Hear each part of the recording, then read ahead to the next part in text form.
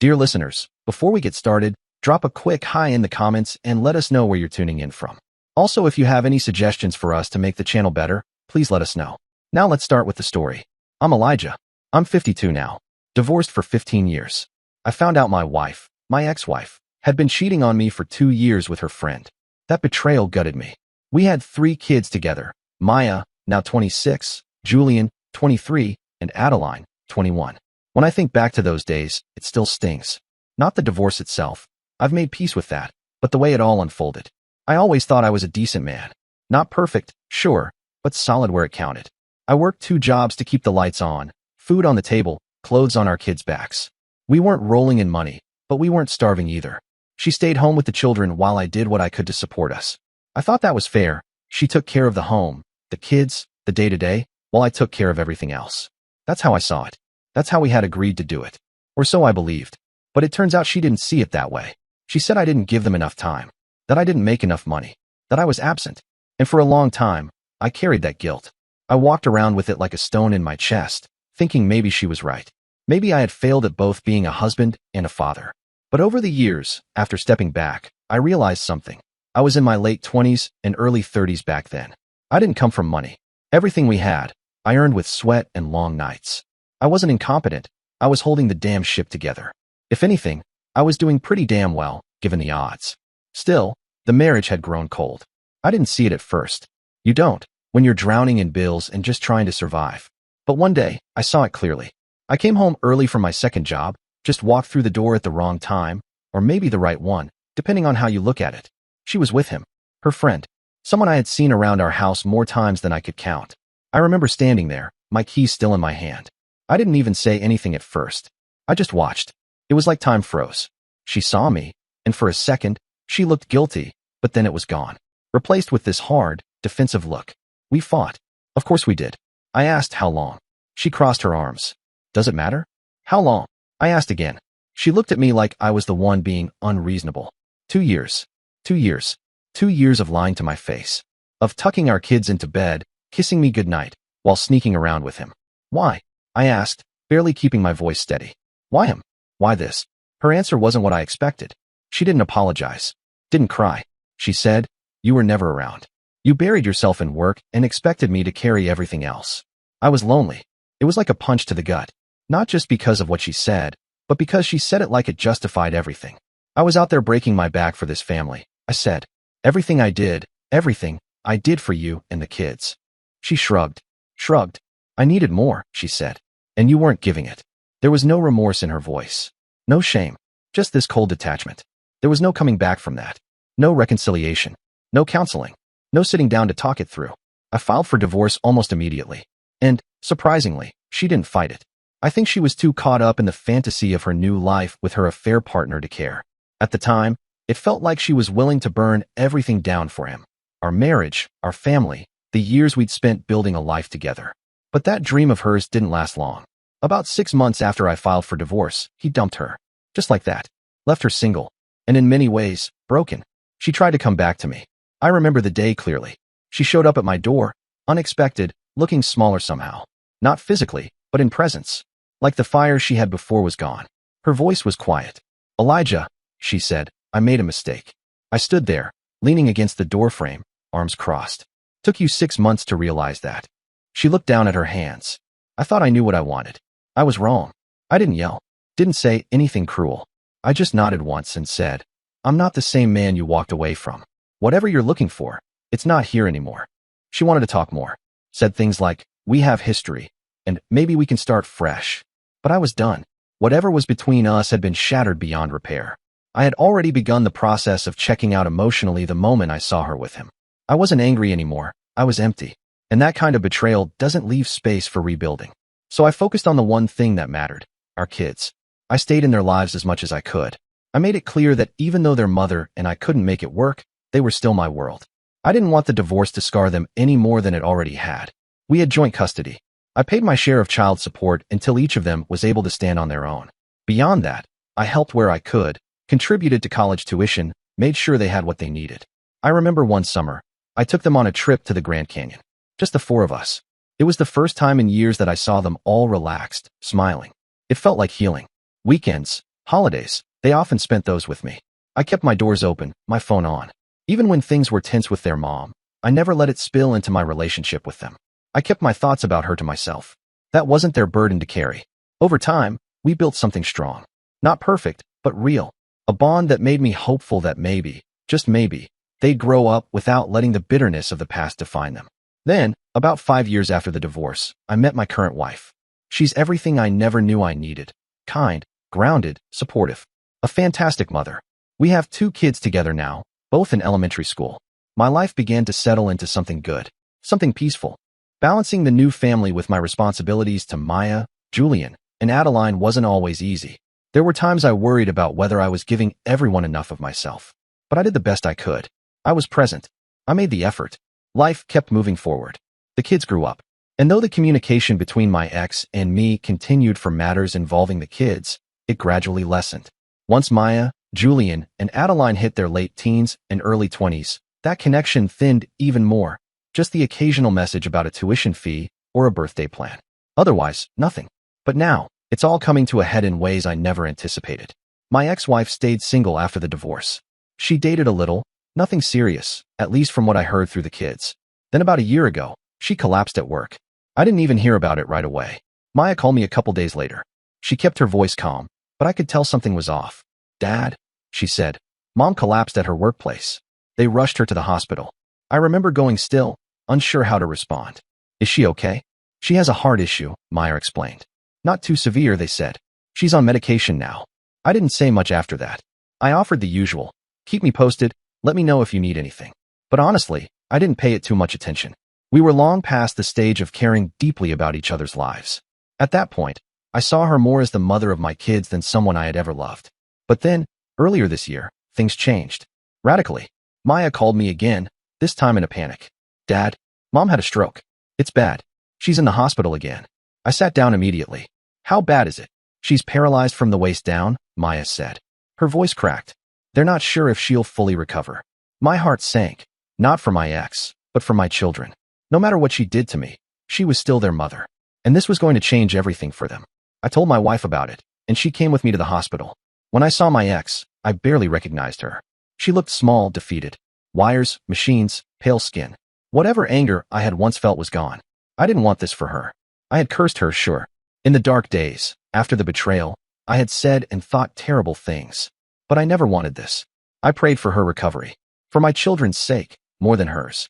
Not long after that, Maya called me again. "Dad, we need help." She didn't dance around it. "It's about money," she said. "Her insurance won't cover everything. Her savings are gone. We don't know how we're going to manage. Please think of it as a favor to your kids." Without thinking too much, I wrote a check. A big one. It wiped out a chunk of our savings, but I didn't hesitate. Whatever she'd done in the past, this wasn't about her anymore. This was about stability for my kids. Thankfully, the treatment helped. She recovered faster than expected. She was discharged from the hospital and started physio.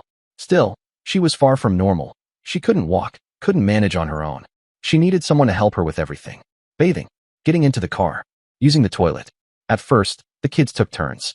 Maya, Julian, and Adeline worked out a schedule. They were there for her every day. But now, they're overwhelmed.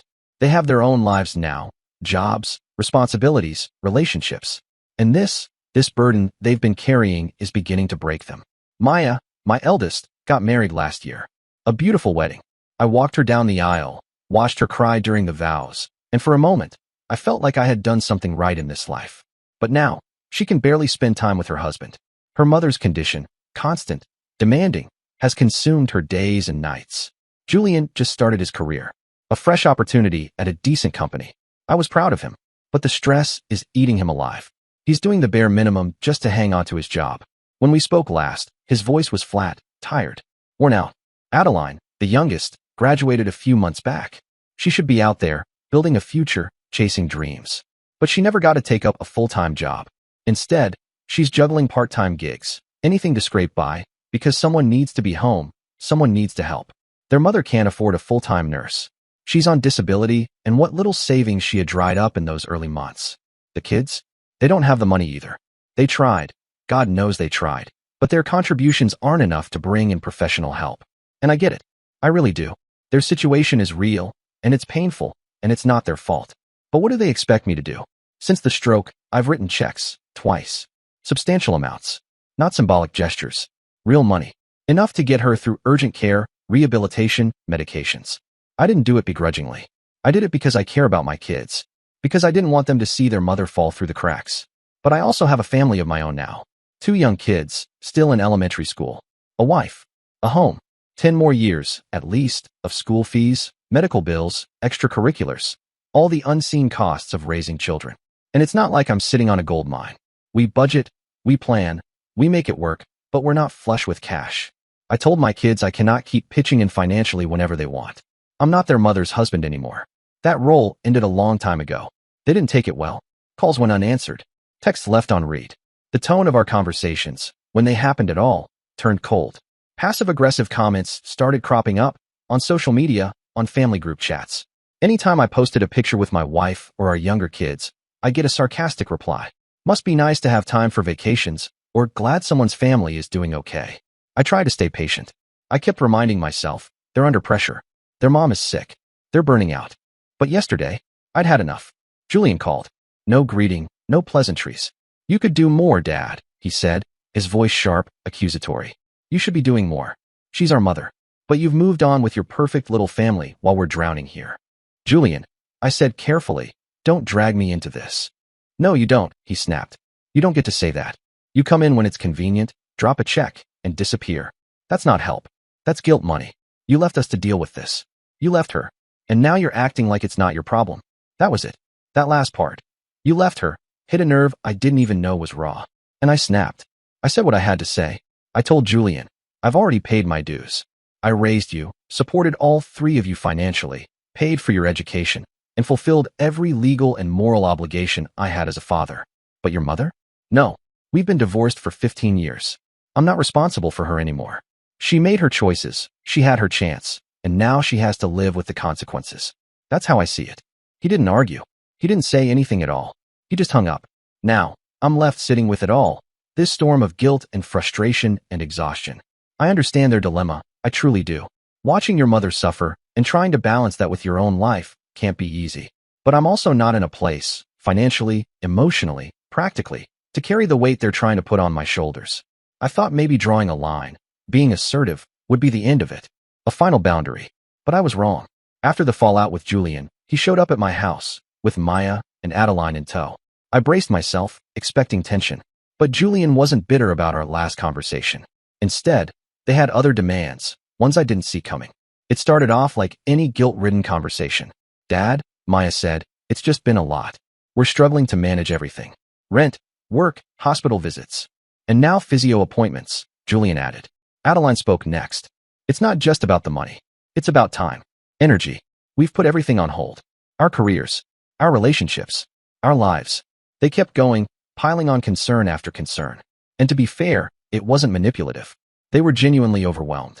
You could hear it in their voices, especially Adeline's, when she said, we didn't sign up for this, but someone had to step in. I listened. I didn't interrupt. I let them finish everything they had to say. And when they were done, I responded calmly. I understand, I said. But I have a family of my own now. 2 young children. A wife. A house to run. I've already helped financially where I could, but I can't commit to anything further. I wish I could do more, but I just can't stretch myself thinner. Adeline looked at me. Her eyes were serious, not angry. And that's when she said it. Dad, you know we 3 have kind of paused our lives to take care of Mom. But it's becoming too much for us. We're hoping you could become the primary caregiver for her. I freaked out. What do you mean by primary caregiver? I asked, trying to keep my voice steady, though my chest was pounding. Maya stepped in without missing a beat. Dad, you're financially stable now. You work just one job. You could easily help on weekends and evenings, just enough to share the load so the 3 of us can get some time back. Time to focus on our own lives. I stared at them, dumbfounded. I couldn't believe what I was hearing. You want me, I said slowly, to spend my evenings and weekends nursing my ex-wife? You expect me to leave my wife and my 2 kids at home so I can give your mother a bath and take her to the bathroom? None of them said anything, so I continued, quieter now but firm. Look, I'm sorry your mom's going through this. I really am. And I understand that this is hard on all of you. But she is not my responsibility anymore. We've been divorced for 15 years. I've moved on. I have a family. A life. I paused to look at each of them. You want to help your mother? That's your call. She's your mom. You're adults. But don't come to me expecting me to just slide back into her life like nothing happened. Like we didn't go through everything we did. Maya started crying. Not quiet tears, she was sobbing. Adeline immediately got up and hugged her, giving me a look like I'd just kicked a dog. Like I was some villain because I didn't want to devote my time off to taking care of a woman who cheated on me and walked out of our marriage without so much as a second thought. And if the expectation of me covering the bulk of her medical expenses wasn't already ridiculous, now they wanted this. They wanted me to become her nurse. They don't see it. They don't see the full picture. I have a full-time job. I have a wife. 2 young kids who need me now more than ever. I've already done more than most men would have, considering the history. And yet, it's not enough. It never is. I tried to explain. Again, I get it. You don't have the time. Or the money. And you're overwhelmed. But that doesn't mean I'm the fallback plan. It doesn't mean you can just dump this on me because I happened to be married to her 2 decades ago. The silence that followed was thick, tense. I looked at them, hoping one of them, any of them, would come to their senses. Instead, Julian leaned back in the chair and shook his head. Come on, dude, he said, voice dripping with judgment. You can't just shy away from your responsibilities. She's your wife, after all. That did it. I snapped. Ex-wife, I said, eyes locked on him. The one who destroyed our marriage. Let's not forget that part. The same woman who cheated on me. I wanted to say more. God, did I want to unload everything I'd been holding back for years. But I stopped myself. I didn't want it to sound like I was doing this out of spite. Because I'm not. I've helped. I've been there, to the extent I could. But they didn't care. They didn't take it well at all. All 3 of them turned on me. Together. It was like watching a jury deliver a verdict. They accused me of abandoning their mother. They called me heartless. Selfish. For what? For choosing my new family over them. I was done explaining myself. I'd said everything that needed to be said, twice over, maybe 3 times, but it was like speaking into the wind. They didn't want clarity. They wanted compliance. Things escalated when my wife, my current wife, found out what was really going on. Up until that point, she had been incredibly patient and supportive. She never once complained when I lent a few grand here and there to help with my ex-wife's medical bills. She knew the situation was miserable. She saw the toll it took on me. And she kept her distance whenever things between me and the older kids got tense. She respected the history, the complicated lines. But this time, when she realized that my children were essentially trying to bully me into taking over full-time care of my ex-wife, she stepped in. She came out of the bedroom, the room right next to the living room where all this had been unfolding for hours, and looked directly at me. What's going on? She asked. It's been hours. You still haven't come to a conclusion? Now, I knew she'd heard everything. That question wasn't curiosity. It was her asking for permission to say what was already on her mind. I looked at her, didn't say much, just gave her a kind of pleading glance, eyes soft, a little exhausted. Puppy eyes, if you will. A silent request to please, just help me out here. I gave her a brief version of it, for formality's sake. They're overwhelmed, I said quietly. They want me to step in, be the primary caregiver. She looked at my kids, then back at me, smiled slightly, more with compassion than warmth. Then she turned to them and said, firm, calm, but unapologetic. We understand you guys. We really do. But your dad has already done his part. For you. And for your mother. Now, he has other obligations. Towards us. Towards our kids. You're all adults now. We hope you have the maturity to understand that. That was more or less how she said it. Maybe not word for word, but the meaning was clear. The kids didn't take it well. Maya stopped crying and suddenly stiffened. Julian clenched his jaw. Adeline crossed her arms. Please don't interfere, Maya said coldly. This is between us and our dad. Before I could jump in and defuse things, my wife cut in sharply. I have every right to interfere, she said. Her voice didn't rise, but it didn't waver either. Because every penny he gives to your mother comes from my household. That money could have enrolled our kids in swimming lessons. It could have gone to summer camp, to school supplies, to building their future. She took a step forward, her voice laced with years of quiet restraint that had just run out. I let him part with that money out of humanity, not obligation. But now I see you're not just asking. You're exploiting him, financially and emotionally. And I need to stand by him. They didn't take it well. Not at all. Adeline narrowed her eyes and said coldly, you're the reason he won't help. You've manipulated him. I couldn't believe what I was hearing. This is a woman who has done nothing but support me, who's shown nothing but patience and grace, even in the most awkward family moments. She's the one who's encouraged me to stay in touch with them, to help their mother despite everything. A woman who welcomed them into our home, who remembered every birthday, who quietly stood beside me while I gave away money that could have gone to our children. And yet here they were, painting her as some wicked stepmother from a second-rate fairy tale. That was it for me. That was the final straw. I stood up and looked each of them in the eye. Enough, I said. I will not let any of you disrespect my wife. Maya started to interrupt, but I raised my hand. Don't dare to interrupt me. I've drawn a line. If you can't be civil, if you can't stop trying to guilt me into taking care of your mother, then I will have no choice but to cut you off. They didn't believe me. I could see it in their faces. They thought I was bluffing, that I'd calm down in an hour or two and everything would go back to normal.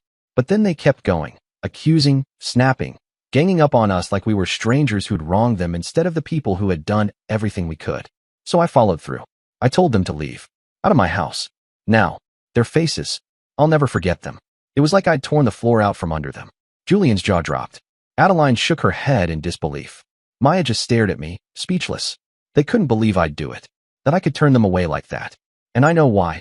It's because until that moment, I had always been there for them. I had only ever shown them love. But enough was enough. I couldn't let them trample my wife's dignity or keep throwing guilt and blame at me like it was my life's job to carry their burden. I cut them off. All three of them. I won't sugarcoat it. It was one of the hardest things I've ever done. I love them. I always will. They're my children, and that love doesn't just disappear. But I couldn't keep standing there while they attacked the woman I share my life with now. I couldn't let them turn me into a villain just because I wouldn't sacrifice myself for someone I divorced 15 years ago. They want to make me feel guilty, but they cannot force me into a situation I want no part of. Not again. I did what I had to do. To protect my family. To protect myself. I don't know if my children will ever come around. I hope they do. I hope someday they'll see things from my perspective. But I'm not holding my breath for now. I've been focusing on my wife and my younger kids. They need me, and honestly, I need them too. 3 months passed. Then, on my birthday, I got a text from Maya. Just a simple happy birthday, Dad. I stared at it for a while before replying with a single emoticon. A thumbs up. Since then, she's been texting me now and then, little check-ins, small talk, nothing too deep. At first, I ignored quite a few of her messages. I wasn't ready. Then one day, she apologized. Not for everything, but for being rude to my wife. Her message read, Dad, I'm really sorry for how things went down, especially for the way I stood by while Julian and Adeline disrespected her. I didn't say anything then, and that was wrong. I didn't respond to that part directly. I just acknowledged her with a brief, neutral reply. Since then, our exchanges have been sparse and short, usually one-word responses from me. But they've stayed civil. My wife knows about the messages. She's never once tried to control who I speak to. She just wants peace, like I do. And she understood. Maya, out of the three, has always been the most emotional, the most caring. She wasn't the one who lashed out the most during that blow-up. That was Julian and Adeline. But Maya didn't stop them, either. She stood with them, silently. So I had to cut her off too. Then, about a week ago, I got a message from her again. Dad, can we meet? Not just me, Julian and Adeline want to come too. We'd like to talk. I told her plainly. They need to apologize to my wife before I let anything happen. She replied almost instantly. We understand. We will. My wife was cautious but supportive. She suggested we meet them at a restaurant, neutral ground. If things got messy, we could just walk out. No drama inside our home. That made sense. So we agreed on a place. The day of the meeting, we arrived first. My wife and I sat at a corner booth, quiet, watching the door. A few minutes later, the three of them walked in, nervous, awkward, but clearly prepared to talk. Maya came forward first. Hi, Dad. Hi, she turned to my wife. I mean, hi, Mrs. My wife smiled gently. You can call me by my name. It's okay. Julian and Adeline followed. No hostility this time. Just discomfort, guilt, maybe even a little humility. And then, Julian cleared his throat and said, We're sorry. For what we said. For the way we acted. It wasn't right. Adeline nodded, eyes down. We took it too far. We were overwhelmed. But that doesn't excuse what we said to you both. My wife didn't gloat. She simply nodded and said, Thank you. That means a lot. And that was it. The tension broke like a popped balloon. We sat down. We ordered. We talked. Not about their mother. Not about the past. Just about life. Work. Weather. News. The kids. And things got normal. They spent the first half of the dinner just filling us in on life updates. Safe, surface-level stuff. Julian talked about work. Maya mentioned something about a trip she was planning with her husband, and Adeline shared bits about her part-time gigs. It was pleasant enough, even a little nostalgic. For a moment, I allowed myself to think maybe, just maybe, they'd come around for real. But then I noticed it. Adeline shot Maya a look. One of those subtle, sideways glances with raised brows. It wasn't innocent. Maya glanced at her, then quickly looked away, clearly ignoring it. I caught it. So did my wife. A few minutes later, Julian nudged Maya with his elbow. It wasn't discreet. My wife and I both saw it. She turned to them, her tone calm but firm. Is there something you need to say? She asked, eyebrows slightly raised. The table went quiet. Maya fumbled with her napkin, looking like she wanted to disappear. But of course, Adeline, never one to hold back, jumped right in. Let me paraphrase what she said, though the tone and intent are still burned into my memory. Dad, she began, we were hoping, well, that you could help us financially again. We understand now that asking you to be the caregiver was too much. That was a mistake, we get it. But maybe you could pitch in with the expenses? We're really struggling to take care of Mom. We need a full-time nurse now. We've done everything we could, but we just can't keep pausing our lives like this. She went on and on about their shifts, their rent, how Maya's marriage was strained, how Julian's boss was on his case, and how Adeline had to turn down a full-time position. All of it spilling out like a carefully rehearsed monologue. Like this dinner had never been about reconciliation. It was just step one of a setup. And while she talked, something inside me shifted. The mask slipped. I saw it for what it was. Ever since I cut them off, not a penny had gone toward their mother from my end. That, right there, was the real problem. They had gambled on guilt, and when that didn't pay off, they pivoted back to cash. The apology? The meeting? The sudden civility? It was a facade. They weren't trying to mend the relationship. They were trying to reopen the wallet. I took a breath, looked straight at Adeline, and said, I'm sorry, but I can't lend you money anymore. Julian looked like he wanted to jump in, but I kept going. I'm not a billionaire. I don't have endless reserves of money or time. I have a regular job. I have a mortgage. 2 young kids who'll need financial support for the next decade, at least. A wife who's carried her share and more. I leaned forward slightly. And I'm still paying off the loan I took for your college tuition, I said, turning toward Julian, then Adeline. Both of you. Julian didn't take my answer well. He leaned back in his chair, arms crossed, and said sharply, since you're not giving your time to Mom, the least you could do is pay for the nurse. That hit me like a slap. Not because I hadn't expected it, but because of how casually he said it, like I owed it to them. Like my entire life outside of their mother didn't exist. I wanted to walk out right then and there, but I didn't want to leave things hanging in the middle of a heated moment. That would have felt like abandoning the last shred of civility. I took a breath. I've already explained where I stand, I said, trying to keep my voice level. This isn't about not caring. It's about boundaries. But that's when the argument flared up. Julian wouldn't let it go. He raised his voice. You used to help before. You used to lend money. Why stop now? What changed? I opened my mouth, but before I could speak, Maya jumped in, trying, as always, to be the voice of reason. Dad, she said gently, you did say you'd help financially. Maybe not commit to a fixed amount, but you were pitching in before our last meeting. What changed now? I nodded slowly, looked directly at her, and replied in the same calm tone she had used. Honey, first of all, I never committed. I said I would pitch in when feasible. That's a big difference. Besides, I have no obligations left for your mother. They didn't respond right away. The air felt thick, like all the oxygen had been sucked out of the space between us. The silence wasn't peaceful, it was bitter, disappointed. I kept going, not to convince them, but to make sure they heard me clearly. You can't feel entitled to a handout. You can't expect me to keep giving just because I once did. That's not how this works. More silence. No one looked at me. Julian stared at his phone. Adeline chewed the inside of her cheek. Maya gave me the kind of look that breaks you just a little. Sad, tired, but still clinging to hope that I might fold. I didn't. I repeated myself one final time, firm but composed. My obligations toward your mother ended with our marriage. I have a new family now. A wife, 2 young kids. They are my priority. None of them said a word. No pushback this time. No arguments. Just that bitter, choking quiet. I called for the check, paid the bill, and stood up. Take care of yourselves, I said quietly. They didn't even say goodbye. They just sat there, scrolling through their phones, pretending the whole thing hadn't happened. The car ride home was dead silent. My wife didn't say anything, and neither did I. But we didn't need to. There was a calm between us, a shared understanding that I'd done what I had to do. Still, I'd be lying if I said it didn't hurt. Watching your children in pain is never easy. Seeing them wrestle with the weight of a difficult situation, that's something no parent ever wants. Their struggle is real. Their burden is heavy. I get that.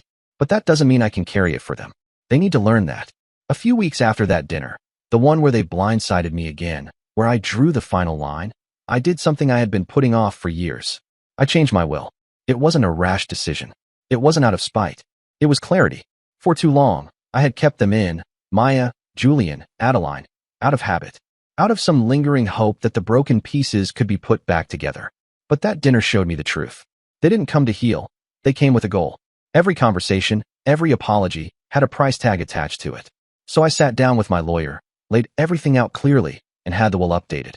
I removed all three of them. Everything I owned, my savings, my assets, the house, the insurance, would now go to my wife and our two younger children. They were the ones I was building this life with.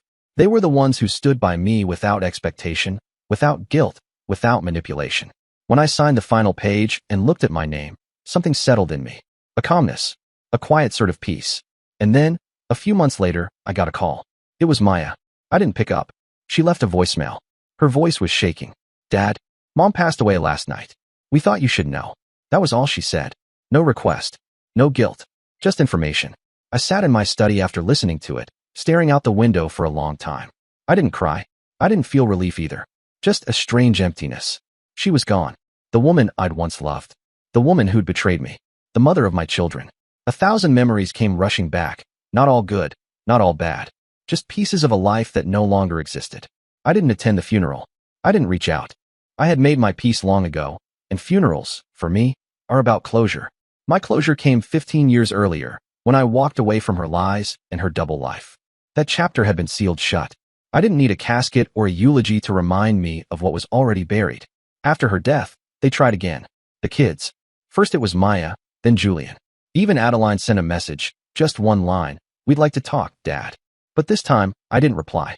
No more half-steps. No more negotiations of peace that were just veiled requests for more. It wasn't hatred. It wasn't revenge. It was self-preservation. I wasn't angry anymore. I wasn't wounded. I had simply moved on. These days, my life is calm. Joyful even. My younger kids are thriving. They bring chaos and laughter to the house, the kind that fills rooms and hearts. My wife and I spend evenings on the porch, sipping tea, watching the sun go down. We plan holidays. We attend school plays and swimming lessons. We dance in the kitchen to music only we enjoy. There's no drama, no guilt, no manipulation, just peace. And for the first time in a long, long while, I finally feel like I'm home. Dear listeners, please share your thoughts in the comments section below and don't forget to like, share, and subscribe.